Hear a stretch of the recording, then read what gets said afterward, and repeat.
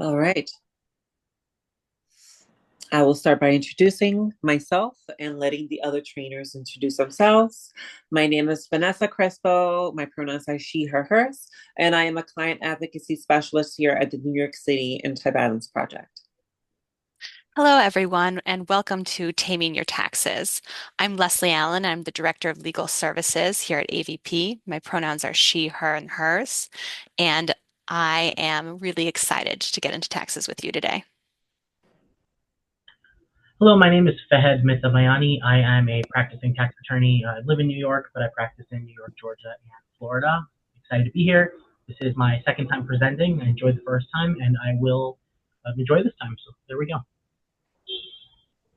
Hi everyone, my name is Corey. My pronouns are he, him, his.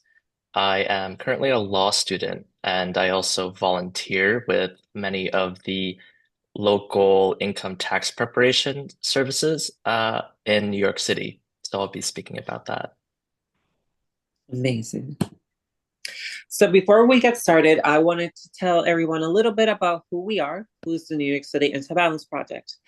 So we're dedicated to eliminating hate violence, sexual assault, stalking, and domestic violence in lesbian, gay, bisexual, transgender, queer, and HIV affected communities through counseling, advocacy, organizing, and public education. Our approach to anti-violence work is anti-oppressive, survivor-centered, and trauma-informed. AVP is the only organization in New York City that provides direct services to LGBTQ victims of violence. And here's what we do. Here's a little summary of the services that we provide by department. So the client services department is the host of the 24-hour bilingual English and Spanish hotline. We provide short-term individual supportive counseling, also provide assessments to do DV shelter advocacy. We host a different amount of support groups that are hate violence, sexual violence, and intimate partner violence specific. We have open-ended groups for TGNC, transgender and gender nonconforming survivors. We provide advocacy and also referrals to hospitals, precincts, and court accompaniments. We also provide Office of Victim Services Assistance and Economic Empowerment Program. Our legal department provides advice and consultation, representation, advocacy, information, and referrals. And these are around the following issues. Family law, matrimony and or divorce, immigration, intakes are currently closed for that, legal name change, housing matters, support in criminal cases. For the community organizing department, they provide education and in training institute. They do the rapid incident response.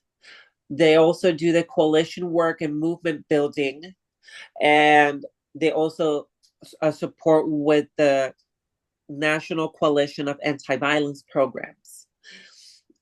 They also do the national report publication on hate violence and intimate partner violence. They're also part of the New York State LGBTQ Domestic Violence Network. They provide public advocacy. They do volunteer opportunities. They also do the Speakers Bureau and the Hotline Crisis Counselor training is support along with the Client Services Department. They also do outreach, vigils, rallies, and community action committees. As mentioned before, we have a 24-hour bilingual in Spanish, English and Spanish hotline. The number is listed below, 212-714-1141. So at any point you or anybody you know might need support, we are here to support and as best as we can to our community. So here are some community agreements. Please mute yourself. If you have any clarifying questions, please put them in the chat box or save them for the portion of the Q&A, which would be at the end. You can turn off your video, especially if you don't want to be recorded. Agree that we're all here with our best intentions to learn, and to take what we can from this, not only for us, but to be able to support and share this information with others. And that taxes can feel uncomfortable, and that's totally okay. I have never met someone who at one point has never felt any sort of level of discomfort with taxes. But we're here for that to help support, and hopefully the information that we provide today will make it a little bit easier during tax season. And lastly, remember to take breaks and take care of yourself. This is today's agenda and what we'll be going through. So first, we're going to start by why do we file taxes? Followed by name changes, getting the ITIN and how it can help undocumented folks, tax credit breakdown, student loans and taxes, tips for cash earners, other forms of taxable income, gender transition related expenses, tips for survivors of financial violence, addressing common tax concerns, and where to file.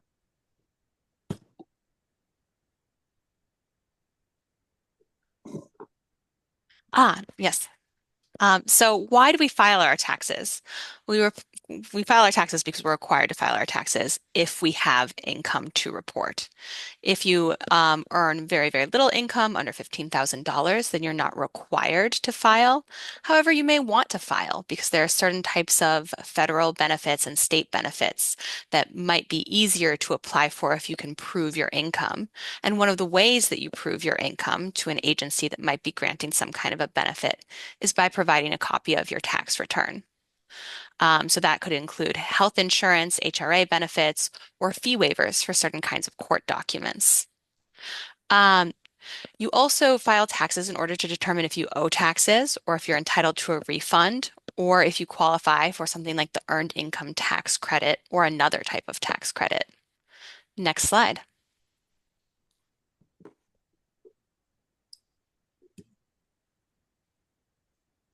All right. In making the decision about to file or not to file, you will need to determine what your filing status is. This is the first question that you're going to encounter at most tax offices or when you're filling out an online program. So if you are single because you're not married at all, you will file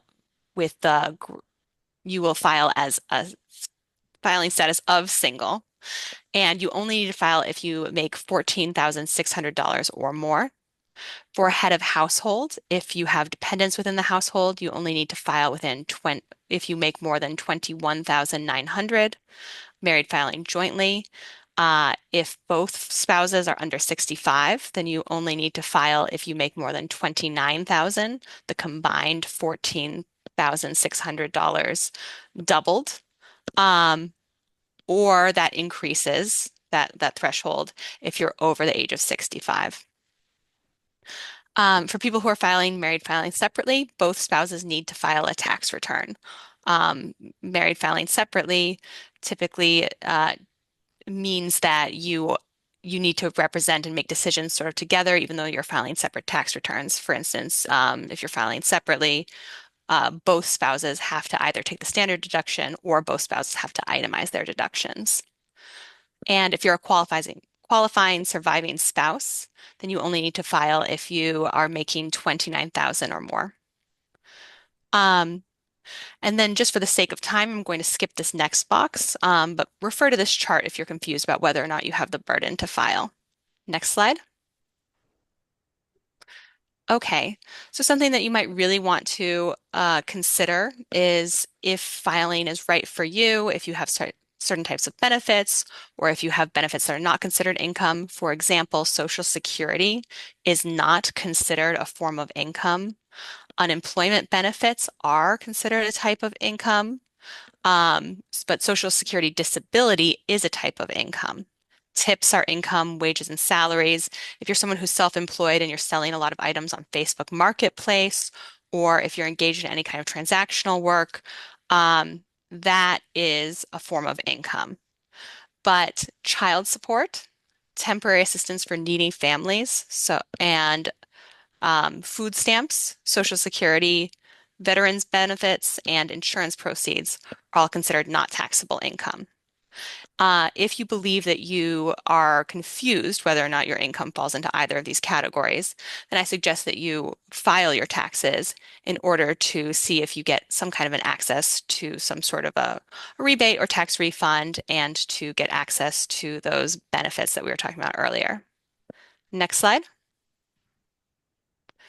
Okay. So the documents that you need to file, this is particularly relevant if you're going to go in person to one of the tax clinics that we'll be discussing later. You'll need a state-issued ID or a passport. You'll need all of your relevant tax forms. You'll need to know your Social Security number or your ITN for all members of the family, including dependents that you believe are going to be included in your tax return. And then for self-employed and cash earners, you'll want a week-by-week income breakdown, which we'll be going over later. Next slide. All right, so for name changes, the IRS checks name changes against Social Security Administration records. This is probably one of the more confusing areas. So after you receive a court-ordered name change, you take that document to Social Security in order to have the federal records updated. If you've obtained a court order, but you have not gone to the Social Security office to have the federal database updated, then you will need to use your previous name to have it match with your taxes. Next slide. All right, and then talking a little bit about how to get an ITIN, that stands for Individual Taxpayer Identification Number. An ITIN allows people who are undocumented and without a Social Security number to confidentially file taxes. The IRS and federal immigration authorities don't share information but can. Your return is confidential under federal law.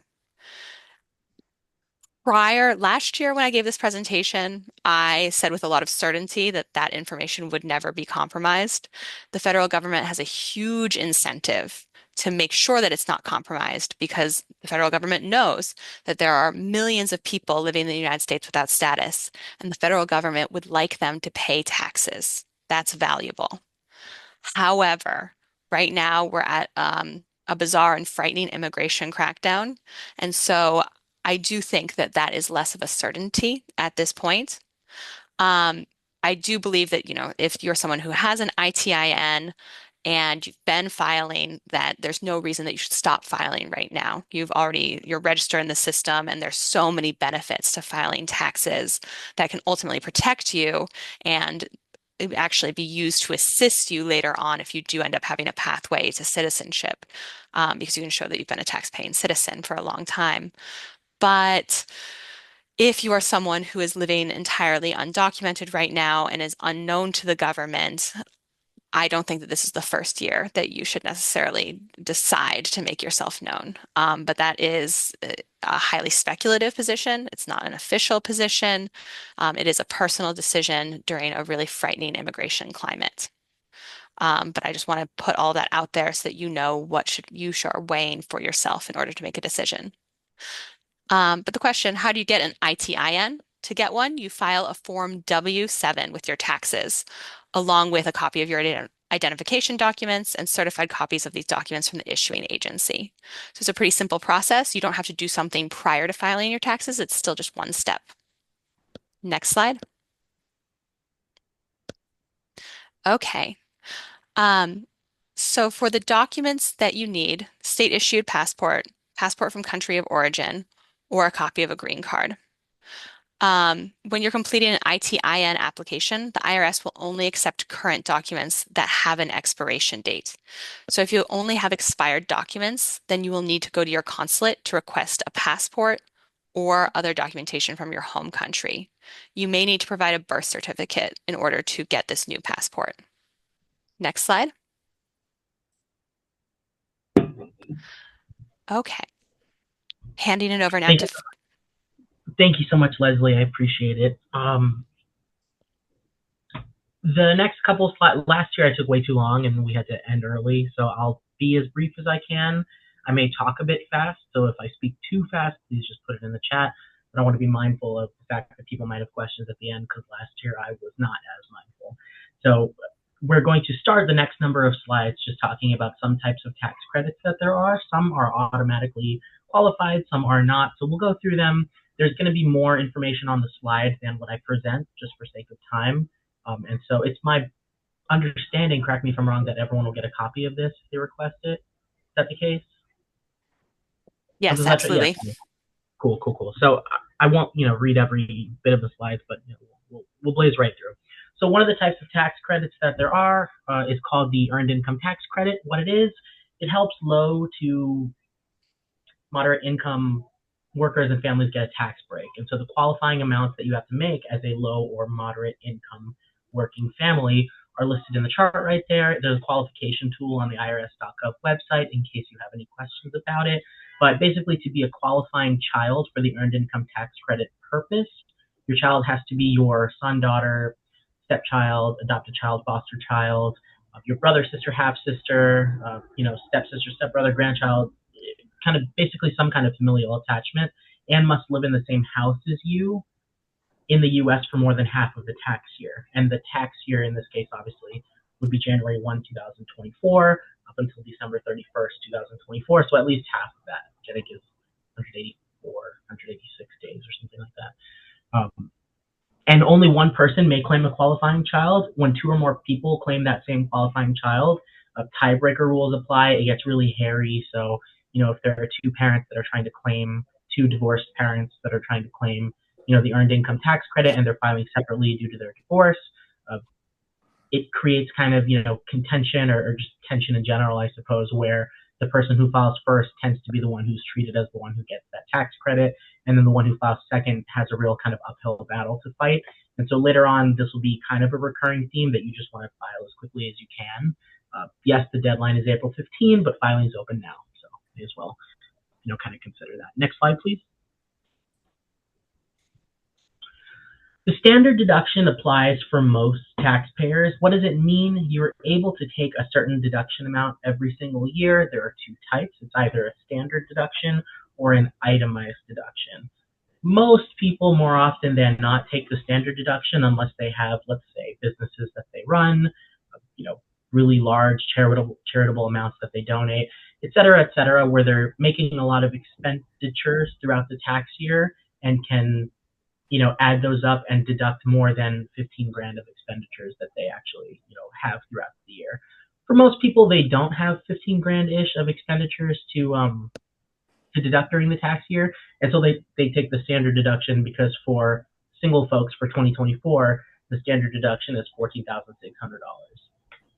So it kind of just depends on what your tax situation is. Some commonly known itemized deductions are mortgage interest if you own a place, charitable donations, like I said, unreimbursed medical expenses, state and local taxes, and I think there's a limit on it, like $10,000 or something like that. But so for the most part, people just take the standard deduction. It reduces your taxable income, and more often than not, it's just a really helpful benefit that eliminates the need for a lot of taxpayers to get into the nitty-gritty of, kind of their expenditures for the year. For what it's worth, I took the standard deduction this year and every year, and I own my law firm. So it's still easier. Next slide, please.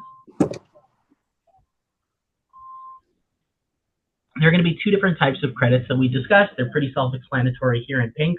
If it's non-refundable, that means it's simply if you have a non-refundable credit that's like the dependent care tax credit, which we'll talk about, I think, in like 2 slides or something. Let's say you're eligible for a $500 credit and you only owe $200 of tax. The excess $300 is not refunded to you. So some taxes are called non-refundable credits, or some credits are called non-refundable ones. On the other hand, refundable tax credits, let's say like the Earned Income Tax Credit, for example, that one is going to be treated as a payment of tax you made during the year. So say you have a $500 credit and you only owe $200 of tax, that $300 excess is refunded to you, hence refundable tax credit. That's all those two are. Oh, sorry, next slide. We're going to we'll briefly touch on 3 educational tax credits. First is going to be the American Opportunity Tax Credit, second, Lifetime Learning Credit, and third, New York City School Tax Credit. As a fun fact, the New York City School Tax one is super simple. It's really low, but I get a kick out of it because I'm shocked that it still exists, but we'll get there, and I'll make a joke about it later on. Next slide. The American Opportunity Tax Credit is a credit for, I'm going to call it, without reading the thing, qualified education expenses paid for an eligible student for the first 4 years of higher education. Basically, if you have a kid and they're going to, college, first 4 years of higher education, this credit will likely apply for that. It's a maximum annual credit of $2,500 per student, and that's right there on bullet point 2 per year.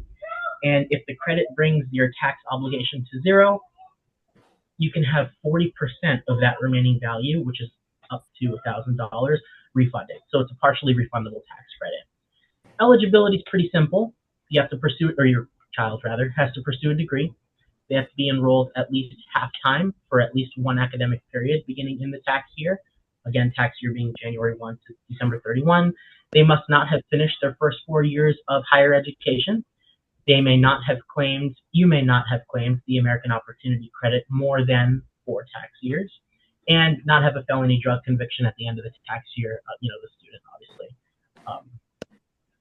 Before the due date of the return, which this year is April 15, if you do not have a social security number, or if that child does not have a social security number, they at least need to have a valid ITIN, which goes back to kind of the importance that Leslie discussed about why that's important to, kind of get through. So if someone, files late, April 16, for example, this year, and then you file for an ITIN on April 16th along with the tax return, this credit will likely get rejected because you need to have a valid ITIN by the deadline, of the tax due date, which is April 15th this year, and every year. Next slide, please. Lifetime learning credit's a really exciting one. It's more for, whatever. We'll just get into it. It's for qualified tuition and related expenses paid for eligible students enrolled in, certain kind of institutions. It can help pay for undergraduate studies, yes, but also graduate studies, professional degree courses, courses used to improve job skills, acquire new job skills. There's no limit on the number of years, and it's worth $2,000 at most per return.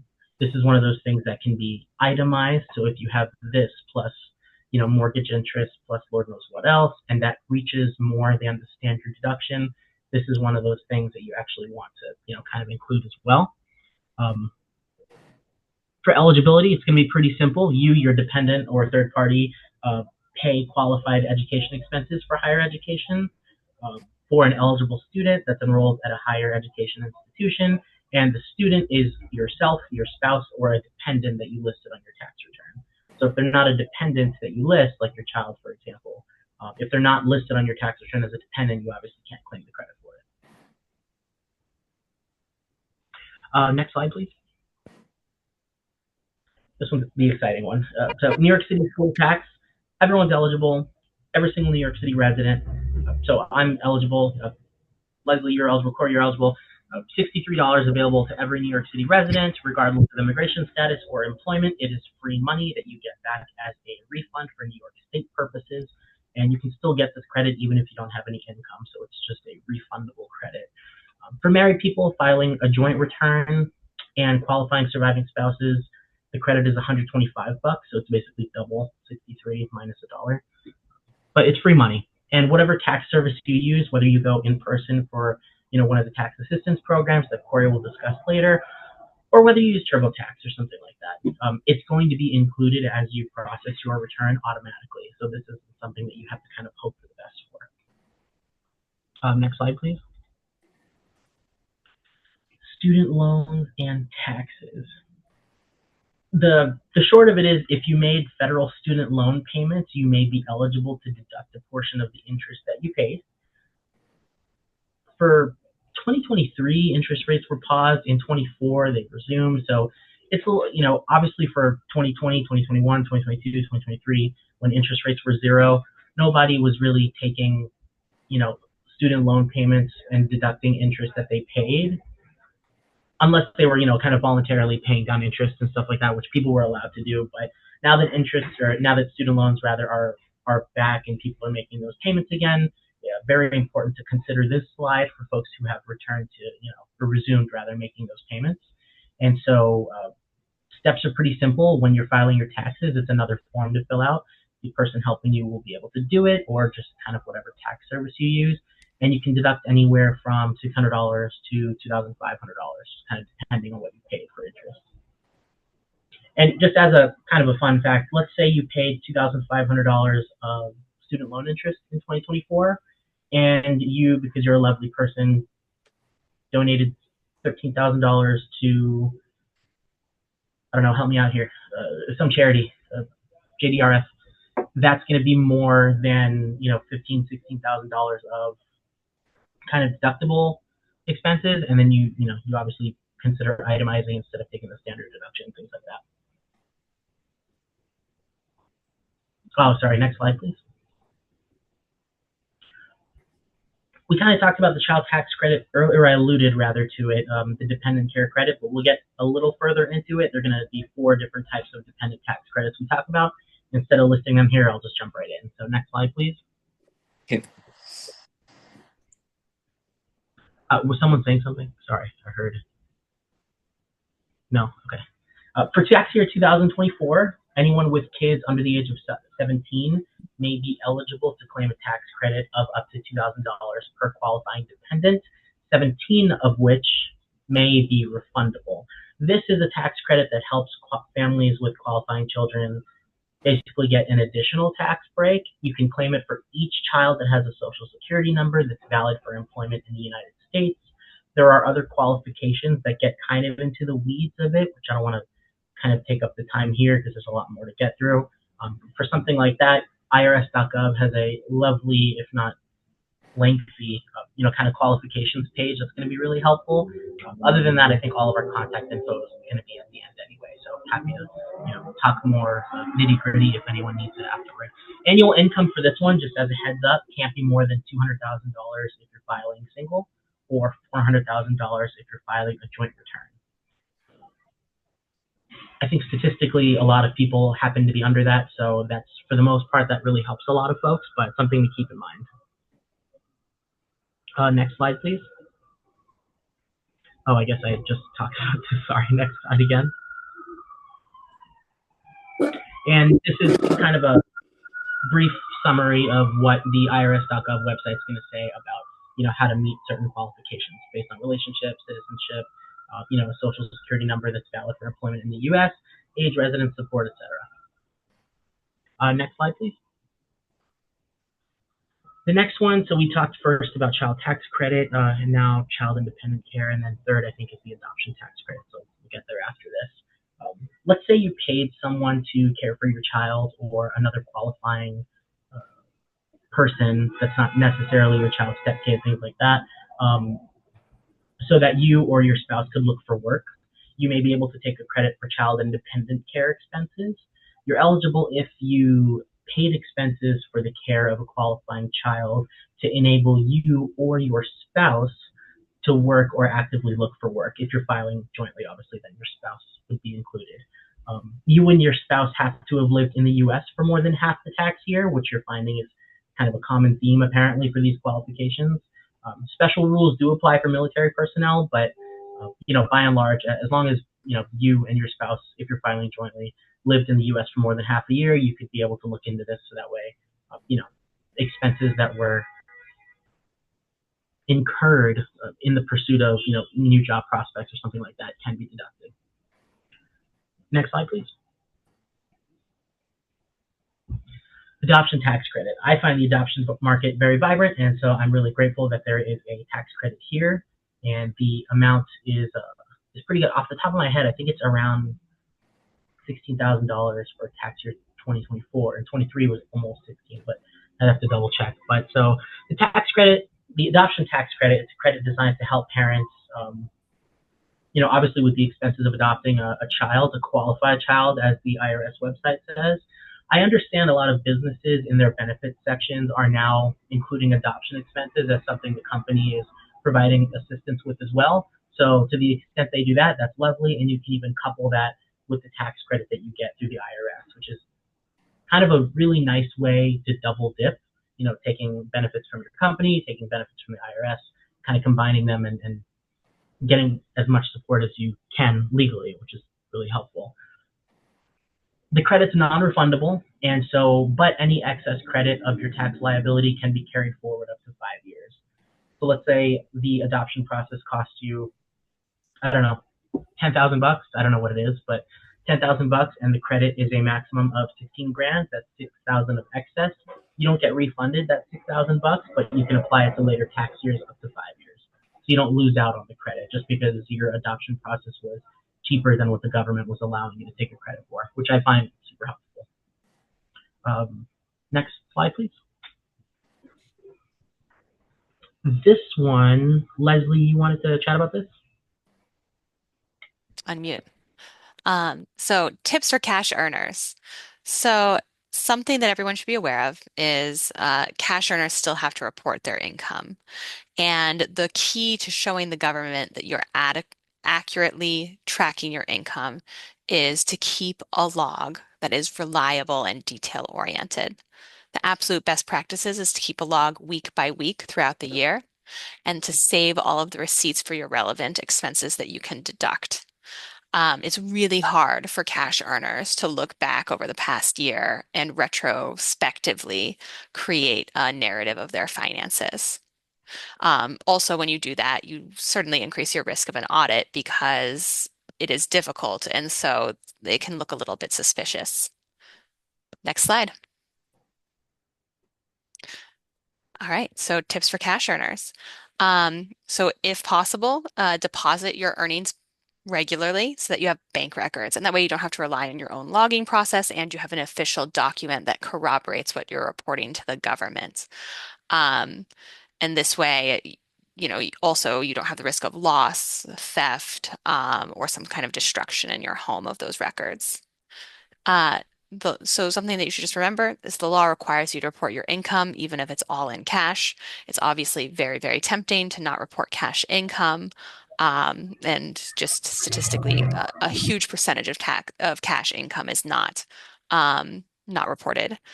But not only is there a risk of audit if you don't report your cash income, it can also make it really challenging to do things like get a business loan or be able to apply for an apartment.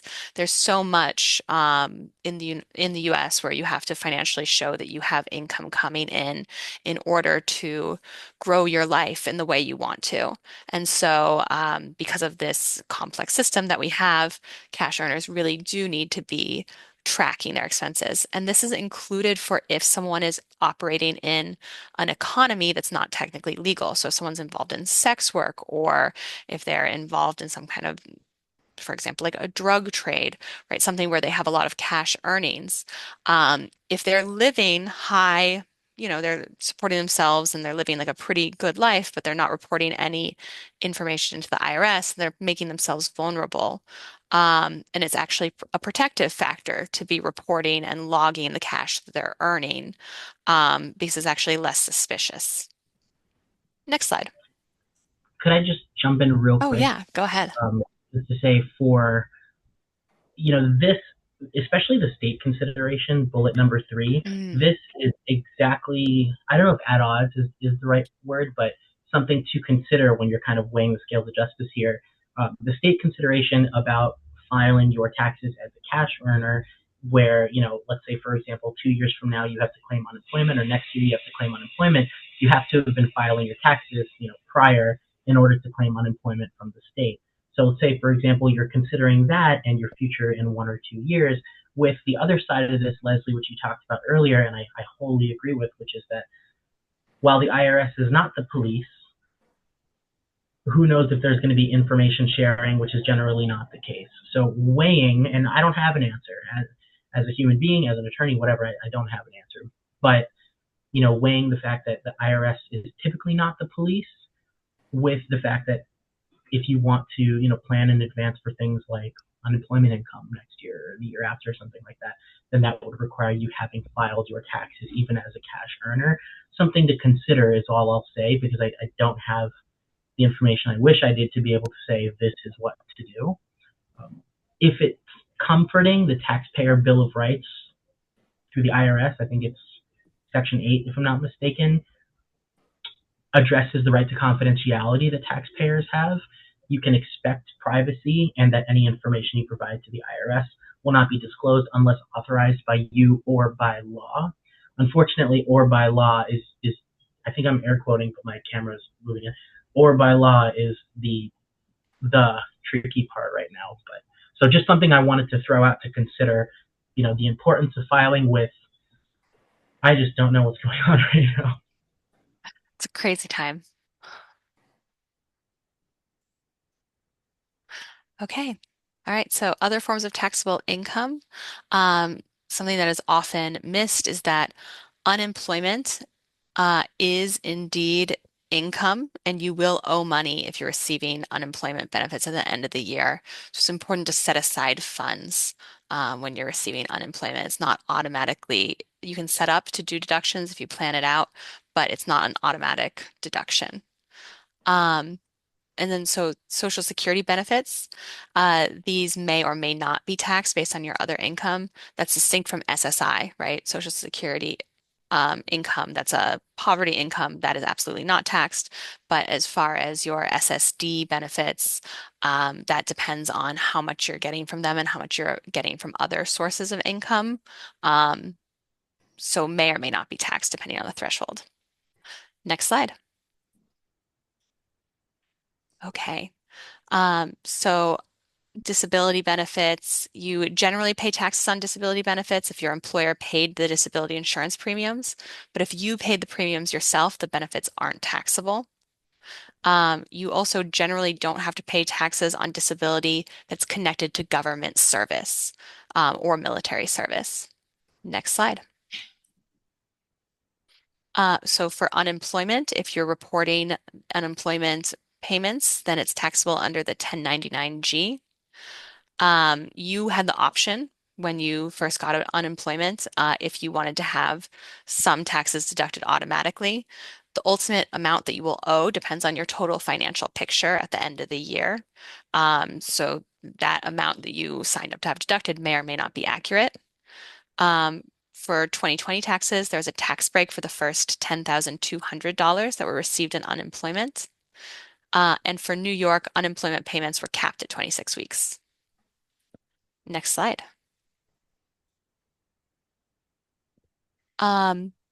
Okay, so for health insurance, if you enrolled in Marketplace Health Insurance in 2024, you'll be mailed Form 1095-A. You should wait to file your income tax return until you receive this document in the mail. You will need it to successfully file. If you enrolled for health insurance on the New York State Marketplace and were awarded a lower monthly rate based on your income, then you have to file a tax return. The amount will show on the 1095-A. You'll need to reconcile the difference between the amount of assistance that you got with the amount that you should have gotten based on your 2024 earnings. You will also need to have filed your taxes in order to reapply on the marketplace in the future.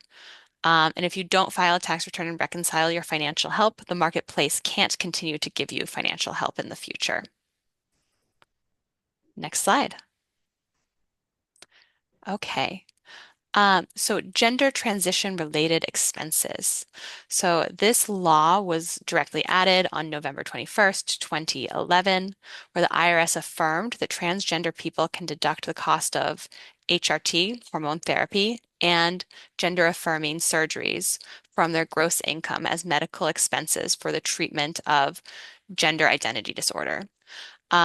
This is tricky and often not affirming for people, right? We know that there's a lot of uh, problematic gender denying language being used in labeling it purely as gender identity disorder because it's pathologizing it. However, this is like a necessary component to having it qualify as a necessary medical expense.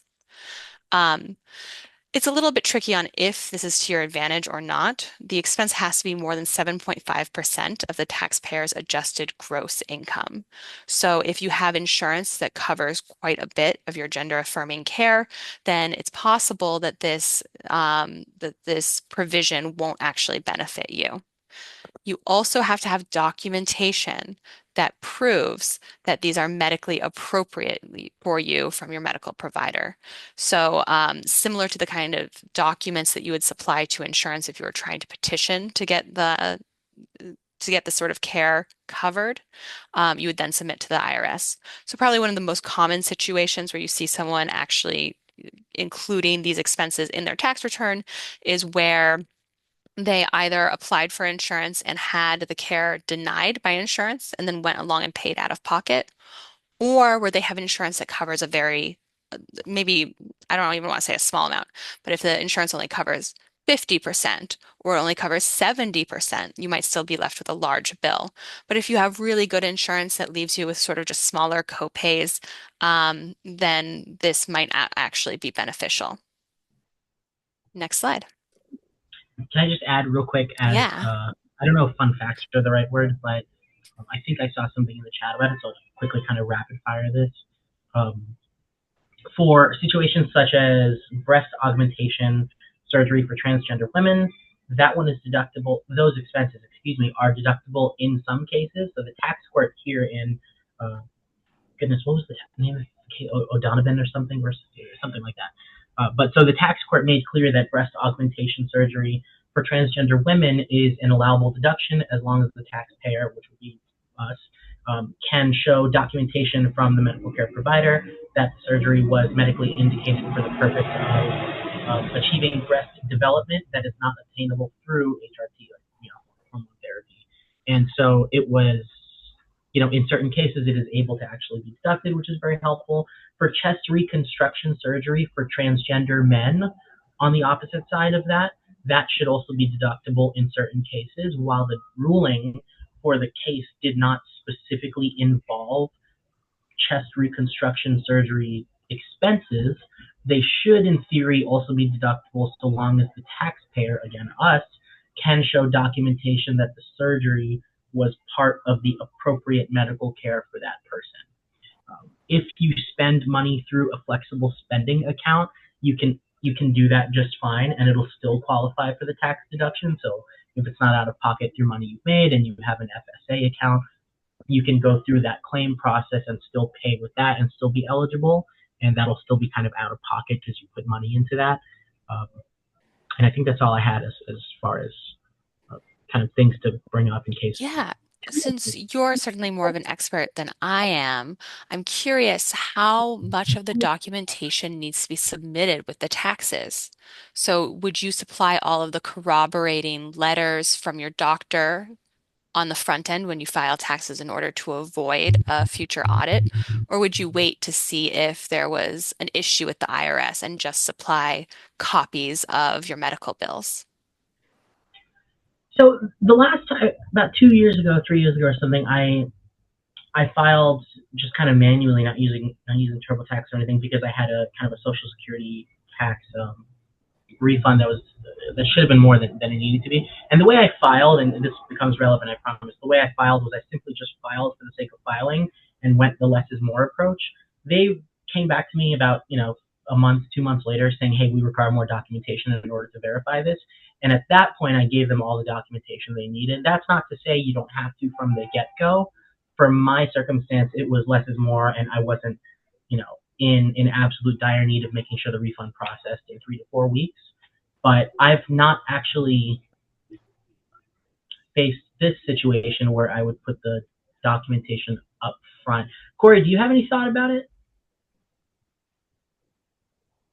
Not particularly. I haven't included documentation up front. It's usually, I think, if the IRS is later asking about it, that's when it gets really useful to have those records then. And you may or may not know the answer to this question, but I think it's a good one. So let's say you decided to pay out of pocket for some of these expenses, and you had not tried to petition through insurance, so you had not had a doctor evaluate you to write the statement that it's medically appropriate based on gender identity disorder. Is it okay to then go to a specialist after the IRS pings you for deducting the medical bills and have like an evaluation that's almost forensic right after the fact? I have no idea. I don't want to say yes or no and give you the wrong answer. You know, me and my brain right now, I don't know. The court holding said that the IRS would follow the United States Tax Court's decision that a transgender woman's medical expenses for HRT and sexual reassignment surgery were legitimate treatments for gender identity disorder. Hmm. Were they actually, I don't remember the specifics of the case, whether they were deemed legitimate treatments for gender identity disorder before the taxpayer incurred the expense or post surgery, post procedure, post etc. That's actually a really good question. I would err on the side of making sure that the the specialist that you're working with has gone through that process first, mainly because most people are hoping that insurance will cover. But if someone's going out of pocket, like you say, um, I don't And know. I wonder even if a specialist would provide the services before having that conversation. very true. So one other hypothetical that maybe you don't know the answer to.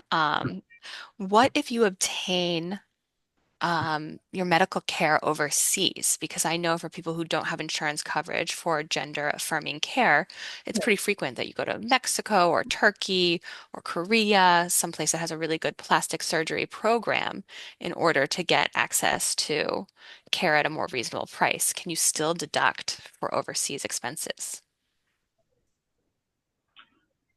For gender transition related expenses, I also Hmm. don't know that. That's a really good question. Thank you so much. No, I don't know. I'll find out for you and let you know. And I think we can either add it to the slideshow before we send it out or add it as an addendum to whatever email that we send out with it. Because I think both of those are important and ought to Yeah, be I think this included. is a good discussion. We've definitely Yeah, given some thought into what should be considered. For sure. yeah. All right, next slide.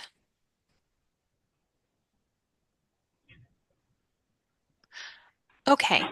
All right. So these sorts of analysis applies for many types of care. So if you paid out for HIV or Hep C related care, abortions, fertility treatment, and other reproductive health care, or substance use related care, you can also get deductions on your taxes. Next slide. Um, All right, so tips for survivals of financial violence. So financial violence is typically part of a general pervasive practice of domestic violence. And so oftentimes you see in cases where relationships have fallen apart and have a domestic violence aspect to them, that the financial abuse is a way for the abuser to maintain control and threats of fear long after the relationship has dissolved. Sometimes this happens in cases that maybe you can't quite categorize as IPV, domestic violence, but maybe just relationships that were really hostile and negative. Um, because typically, if people get divorced and they have children together, and if they really, really dislike each other, uh, almost anything can be a catalyst for fights. Um, but what we often see, and this comes up all the time for our IPV survivors, is that the parent who is non-custodial and maybe has very limited access to the children, or maybe sees them often, but not enough to be having more than 50% of overnights, decides to file taxes and they decide to claim both the dependent children, even though they don't have the legal right to. Um, in this case, the earned child tax credit then goes and gets paid to the spouse who doesn't, or to the parent who doesn't have the child in their care. This is easily fixable, but the process is slow.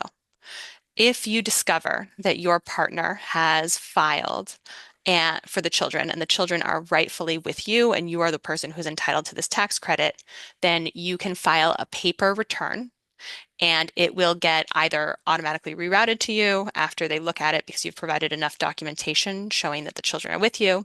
For example, you could provide a child custody order, you could provide school records, you could provide doctor's letters, or it will get referred to an investigation where you'll be given the opportunity to provide those documents and someone will actually talk to you and interview you and they'll talk to the other parent and they'll make a determination. If you are someone who has a really abusive spouse who you believe would engage or in identity fraud, so they might want to file a joint return without your permission or knowledge, and that they are sort of person who would be willing to forge your signature, you can request a special PIN number through the IRS to file taxes more safely. Next slide. Oh, and go ahead, Fahed. Sorry about that. No, you're fine. Just really quickly to circle back. Yes, confirmed. You can deduct medical expenses when the expenses were incurred abroad. They have to be on the same Schedule A if you're itemizing, and you would just have to convert it to US dollars. So yay for that. That's great to hear. I'm really excited about that. Yeah, actually, I'm a little surprised, but pleasantly surprised. So there's that. Yeah, so tax concern. This I kind of alluded to earlier, where you or your dependent was claimed, your dependent rather is what I alluded to, but you or your dependent are claimed by someone else. This tends to happen, and by tens I don't mean 9 times out of 10. I just mean it tends to happen sometimes, where there is a kind of a parental relationship that dissolves, and they're legally separated, legally divorced. They decide to file separately. Both parents want to claim that child that they have with them, that 50% of the time, whatever it is, on their tax return, and so they're going to fight for basically who reaches the finish line first. So tax concerns are like you or your dependent was claimed by someone else. What you want to do is file taxes for yourself and claim your dependent as quickly as possible. If you do not, and you are the second in line or online for New Yorkers, your taxes are going to be audited, which is just an unfortunate process. You'll be asked to provide supporting documents. Kind of Corey alluded to this, and I did as well. This is going to come, after the fact. The IRS will reach out, not necessarily that you're being audited, but asking for additional verification, additional information to, supplement and back up what you're claiming on your tax return. So the tip, of course, then after all that is just file first. It's the easiest way to go about it, because if you don't file first, you can't claim your dependents by filing online if the other person did it. So where parent number one, and by number one I mean from a FAST perspective, where parent number one filed and claimed their dependents using TurboTax or whatever, parent number two then, again, in order of who filed, not seniority here, they cannot file online to claim those dependents. They'll have to do so with a paper return, which is really annoying, and the IRS doesn't begin their decision-making process until, I think, on average, last year it was 2 months after receiving your paper return. So it's just a really lengthy process for the second parent who goes in to actually try and file. Not all roses there, sorry. Other tax concerns, unemployment fraud. One of the signs that's most common, and by common I don't mean it happens to everyone, like I said, but just one common one that people see is if you randomly receive an unemployment letter, but you never signed up for unemployment benefits from the State Department of Labor or something like that. What to do? You just go on. Basically, you're just filing a fraud claim with government entities and all that kind of stuff. For adding security, you're able to add an identity protection. I think it's right there. Yeah, an IP PIN, which is a 6-digit number that prevents someone else from filing a tax return using your social security number. I've never elected to take advantage of it. It exists, and you can get it on the IRS website. I've never decided to move forward with it, so I don't know how easy it is, but it seems to be pretty self-explanatory as long as you just kind of go on the IRS website itself, not some other scam website or anything like that.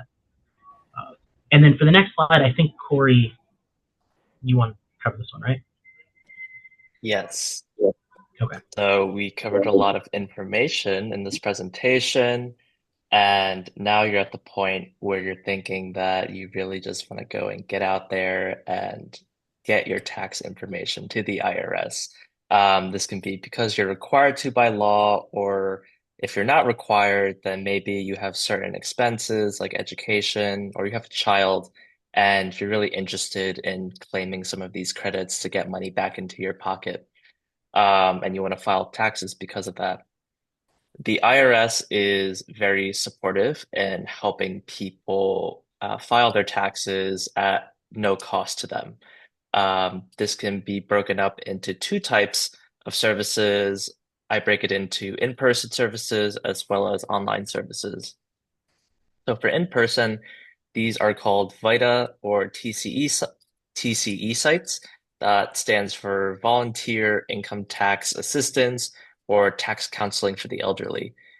And what the IRS does here is actually they will help to train thousands of volunteers across the country.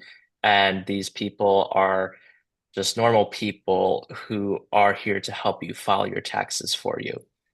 So, what is a really wonderful thing? You can just search this up on Google of just looking maybe IRS, VITA site, and you'll get a link to the IRS, and you can just put in your location or your zip code, and they'll give you a big list of just nearby sites by you.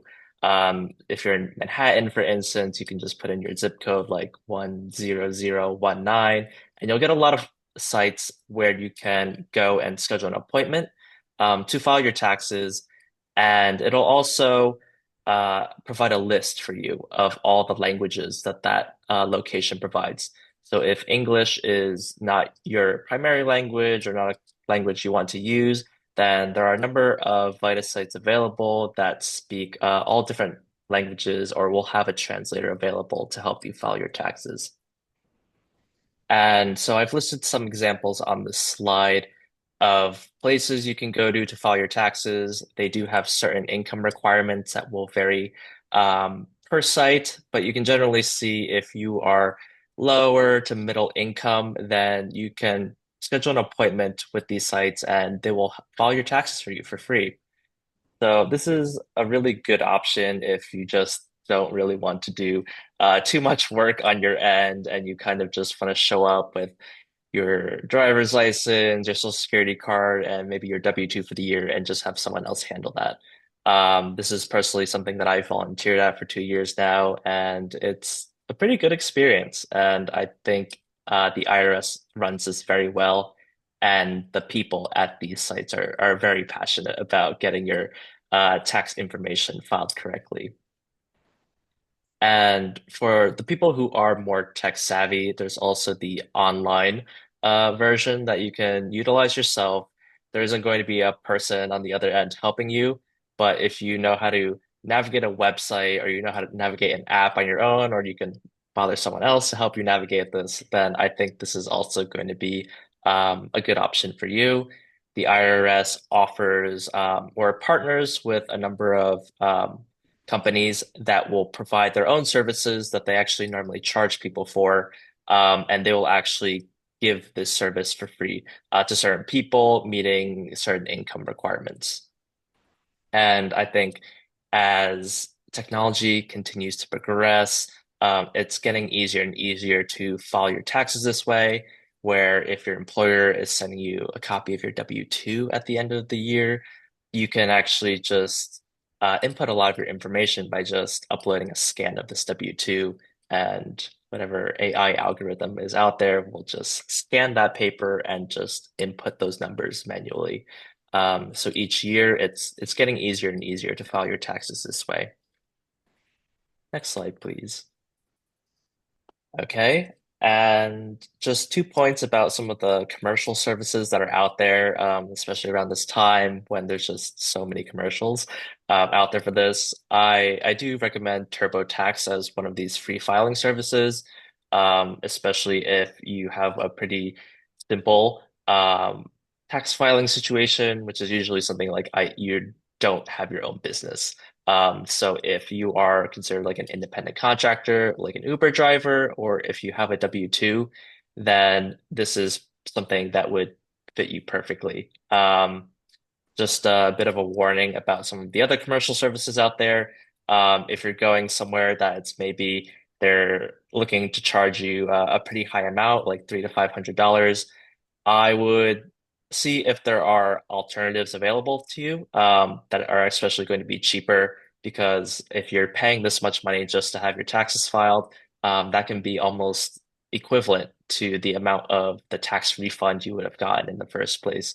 So if there's any way possible where you can pay less than you have to, I'm gonna definitely recommend that to you and generally in life as well.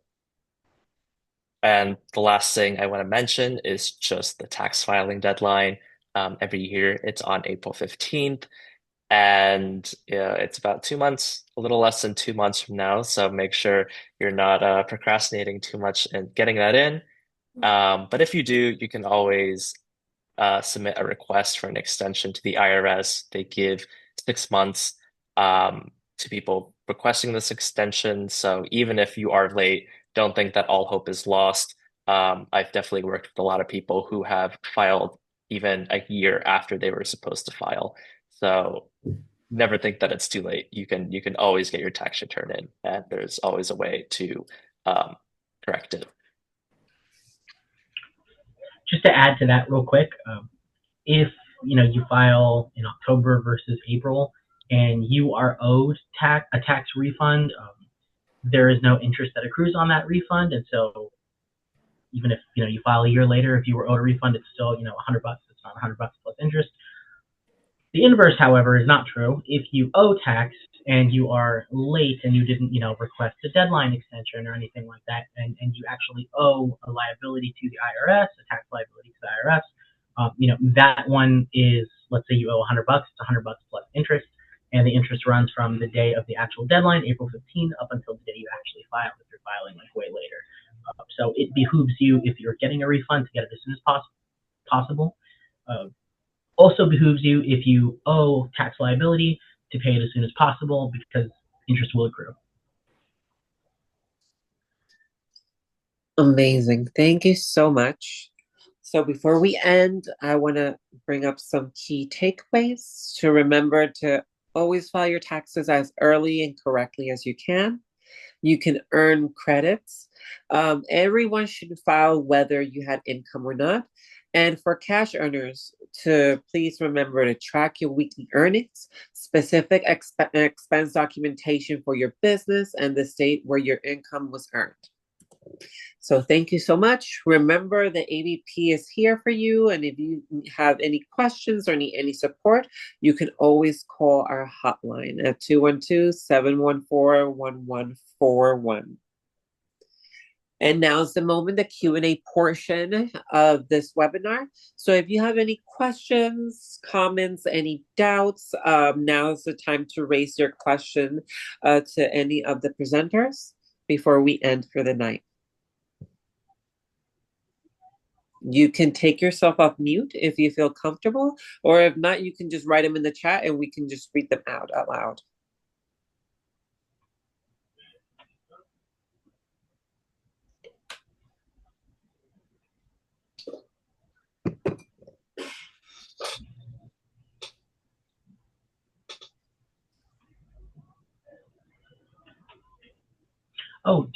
While everyone's jumping in at the same exact time to ask questions, just know it. I don't know if it was in the earlier slide, happy to share contact information if anyone has questions that come up at 6:31 instead of, before we adjourn. I can put it in the chat if that's okay. Yeah, you can share your contact info in the chat for people to have. Thank you for that. Yeah, of course.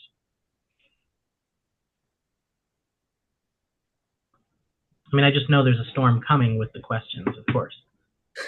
Waiting for it.